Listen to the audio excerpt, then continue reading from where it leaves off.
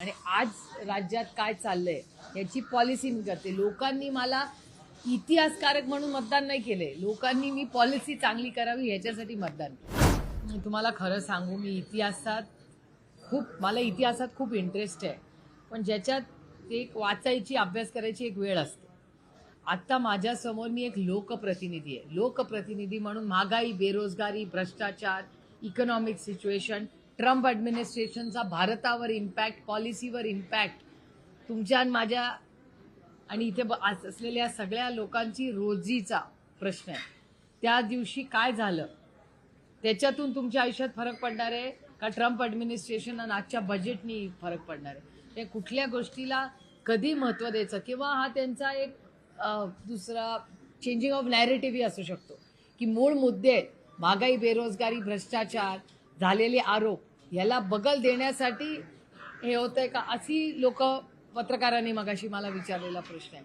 त्याच्यामुळे मला असं वाटतं जे काय अनेक वर्षापूर्वी झालं, कुणाला त्याच्यात अभ्यास करायचा असेल तर जरूर युनिव्हर्सिटीमध्ये जाऊन PhD वगैरे करता येते.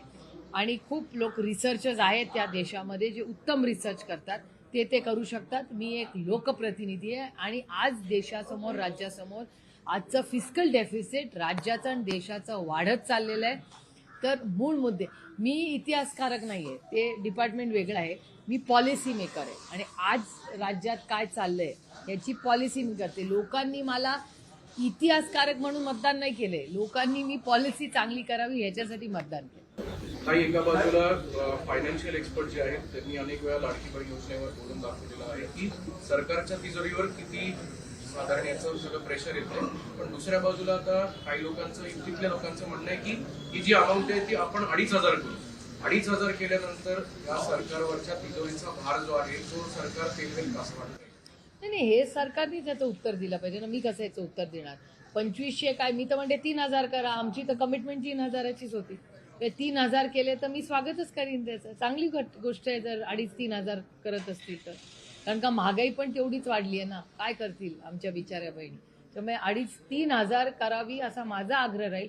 आता इकॉनॉमिक वगैरे याचा अभ्यास तो जे आता सत्तेमध्ये त्यांनी केला पाहिजे आणि त्यांनी याचं उत्तर दिलं पाहिजे ना. मी कसं याचं उत्तर देणार? पहाटेच्या शपथविधीच्या संदर्भात धनंजय मुंडेंनी जे वक्तव्य केलं त्याच्यानंतर आता छगन भुजबळ असं म्हटलं की पहाटेच्या शपथविधीनंतर मी दादांना सांगितलं होतं की पवारांकडे तुम्ही या आणि तुम्हाला उपमुख्यमंत्री करतो, अशा पद्धतीने मी शरद पवारांवर असं छगन भुजबळ.